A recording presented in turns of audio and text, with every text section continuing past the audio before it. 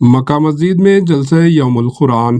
Commissioner اقلیتی بہبود کی جانب سے رمضان المبارک کے دوران پہلے اور آخری جمعے کو مکہ مسجد میں بعد نماز جمعہ مجلس اتحاد المسلمین MIM کو جلسہ یوم القرآن منعقد کرنے کی اجازت دی گئی ہے، جبکہ رمضان کے دوسرے جمعے کو بعد نماز جمعہ مکہ مسجد میں آل انڈیا سنی علماء بورڈ کو جلسہ یوم القرآن کی اجازت دی گئی ہے۔ اسی طرح تیسرے جمعے کو مجلس بچاؤ تحریک MBT کو جلسہ یوم القرآن منعقد کرنے کی اجازت رہے گی۔ Bureau report AHN news.